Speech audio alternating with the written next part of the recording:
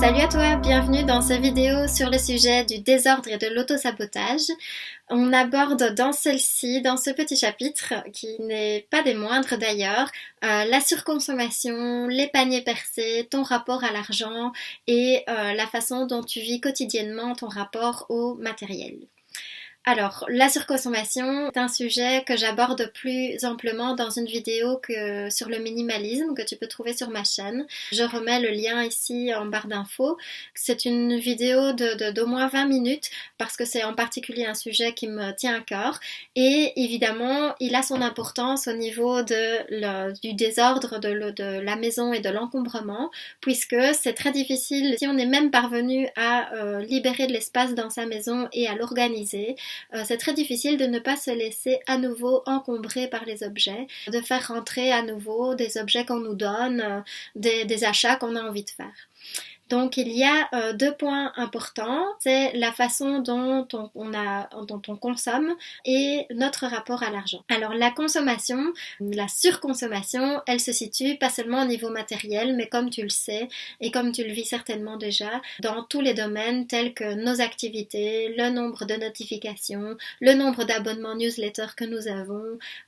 voilà, on surconsomme de l'information, on surconsomme du bruit. Lorsqu'on rentre chez nous, on a un nombre d'informations visuelles, auditives, olfactives, de toutes sortes qui nous encombrent et on ajoute par au-dessus de ça, les publicités qui nous guident ce qu'on est censé devenir, ce qu'on est censé acheter et ce qu'on devrait être.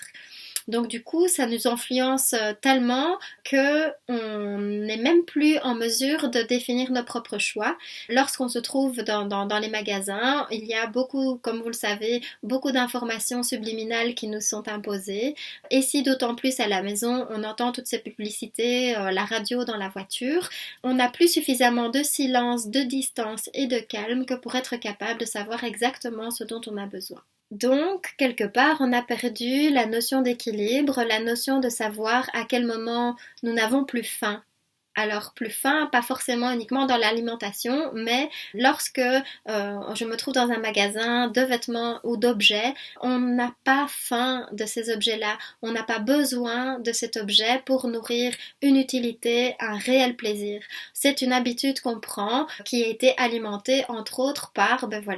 toutes ces publicités qui nous disent que si on porte tel ou tel objet, si on consomme tel ou tel aliment, ou bien si on possède telle ou telle maison ou voiture, nous allons devenir quelqu'un ou nous allons devenir la personne que nous souhaitons devenir. Alors que nous savons très bien que ça ne se passe pas comme ça. Ce n'est pas au travers des objets que l'on peut devenir la personne qu'on souhaite devenir. Donc c'est une forme de dérive qui nous pousse à consommer toujours plus. Alors la surcharge justement d'informations que nous avons tant à la maison qu'au travail, en trafic de voiture ou bien dans un supermarché ou dans les magasins, elle nous empêche de nous concentrer sur ce qu'on veut réaliser qui est beaucoup plus profond. Elle mange notre énergie, elle ne nous permet pas d'avoir les idées dont nous avons besoin pour pouvoir réaliser nos grands projets. Elle ne nous permet pas d'avoir des relations qui sont paisibles, d'avoir le recul nécessaire que pour pouvoir prendre des décisions au niveau de ces relations parfois. Elle nous empêche de toucher à l'essentiel. Alors comme on le sait, ça nous mène à un certain état d'inconscience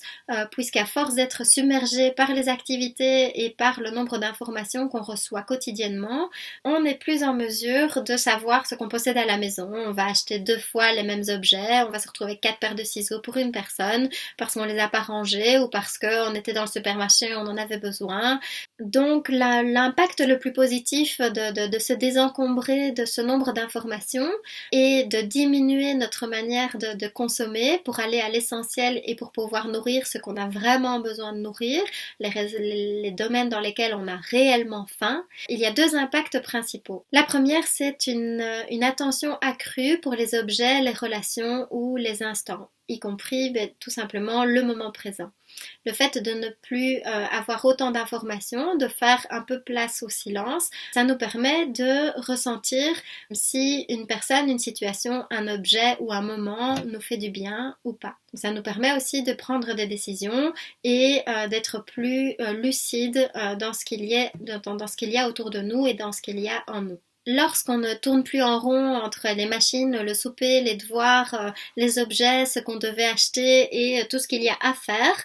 tout à coup, il y a certes du silence, il y a de l'espace, donc ça peut aussi être un petit peu effrayant. Mais quoi qu'il en soit, c'est un moment où justement, ce qui sort est particulièrement intéressant. Alors ce qui sort, ça peut être aussi de la peur de l'échec, de ne pas oser entamer nos projets. Ça peut être de l'angoisse parce qu'on n'est tout simplement pas habitué au silence. Et dans ce cas-là, ça vaut la peine peut-être de demander un petit coup de main, de se faire accompagner pour justement, si on a une difficulté particulière avec ce sentiment d'accomplissement ou la peur de l'échec, grâce à cette place qu'on aura pu libérer, on pourra identifier ce sur quoi on doit vraiment travailler. La deuxième chose qui est très bénéfique lorsqu'on fait cette place, c'est tout simplement la qualité des relations qui s'améliore. Tout simplement le temps qui est de nouveau disponible pour nos enfants ou pour notre compagnon, compagne, pour nos amis, de nouveau du temps pour envoyer une petite carte ou bien faire un cadeau manuel, quelque chose qu'on voulait faire depuis longtemps pour quelqu'un. Plutôt que d'accepter tout et n'importe quoi et d'être complètement submergé, on va accorder davantage d'attention, peut-être de manière plus courte, mais pleinement à la personne qu'on souhaite accompagner ce jour-là. Alors voici quelques astuces qui ont fonctionné pour moi pour pouvoir faire des exercices concrets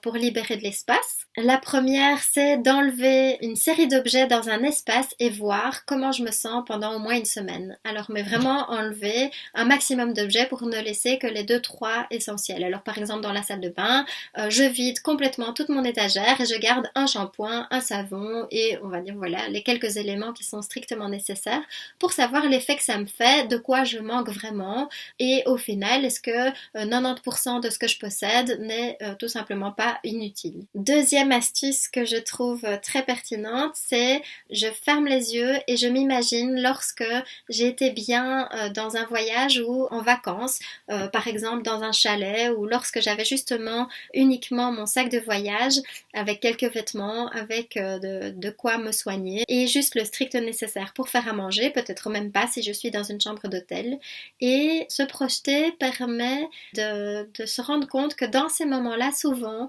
il y avait de grands projets qui naissaient à nouveau ou tout simplement la capacité à accorder son attention à un livre pleinement parce qu'on n'avait pas une bibliothèque de 40 livres. Nous n'en avions qu'un ou peut-être qu'un seul magazine sur nos tables de nuit et nous étions capables dans ce voyage ou dans cette chambre d'hôtel d'accorder toute notre attention au moment présent, d'accorder toute notre attention à ce livre que nous étions en train de lire, d'accorder toute notre attention à ce bain qu'on prend parce que ben voilà, on a le temps et on a uniquement les produits qu'on a vraiment envie d'avoir avec nous. Le fait de se projeter dans cette situation permet de faire un contraste avec la vie qu'on a de tous les jours. Certes, on a besoin certainement de plein d'outils ou bien de matériel pour réaliser nos tâches quotidiennes, mais en fin de compte, est-ce que pour gagner en sérénité et en calme, est-ce qu'on ne pourrait pas copier ce sentiment de chambre d'hôtel ou de chalet pour pouvoir s'y sentir aussi libéré que lorsqu'on est en vacances? Alors une dernière astuce sur laquelle ça vaut la peine de se pencher, c'est d'affirmer sa personnalité plutôt que de suivre ce que la publicité ou les tendances nous disent de devenir. Donc en fin de compte, si tu as quelque chose de spécial, si justement ton truc à toi c'est de te comporter de telle manière ou bien d'apporter telle énergie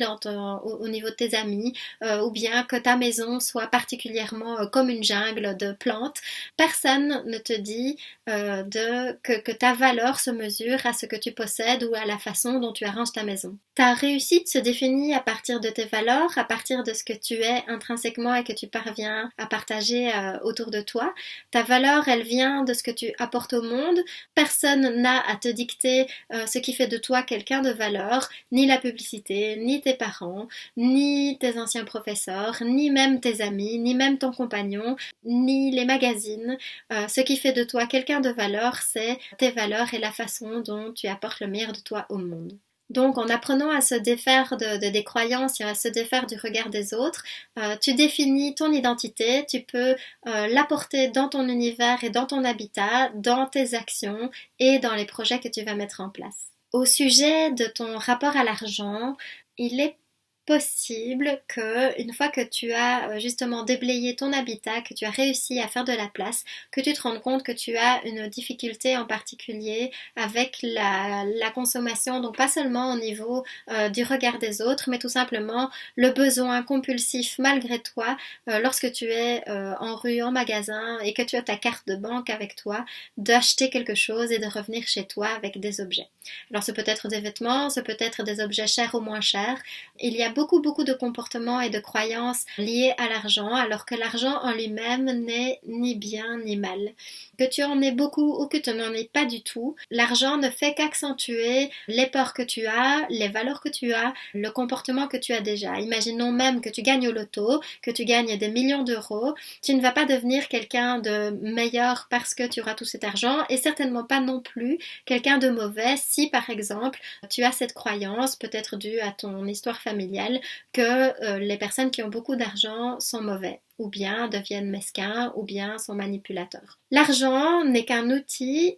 qui ne fait qu'accentuer ce que tu es déjà. Ça ne change strictement rien entre avant et après. Donc si tu es déjà quelqu'un de généreux, de disponible, de disposé, quelqu'un d'escroc, quelqu'un d'avare, que tu aies beaucoup d'argent ou pas, mais au moment où tu en as beaucoup, ça ne fait qu'accentuer ce que tu étais déjà avant. Donc en soi, l'argent est un outil qui te permet justement de mettre en œuvre de grands projets que tu as. Si tu as envie de t'approfondir un petit peu ce sujet de ton rapport à l'argent, il y a sur mon site internet un extrait gratuit du livre Le désordre et l'auto-sabotage, parce que j'estime que dans le désordre et le fait de désencombrer sa maison, il y a ce sujet de l'achat et de la consommation et donc forcément de notre rapport à l'argent, la façon dont on fait de nouveau entrer des objets chez nous, pas uniquement ceux qu'on accepte gratuitement, mais aussi et souvent ceux qu'on ne cesse de racheter.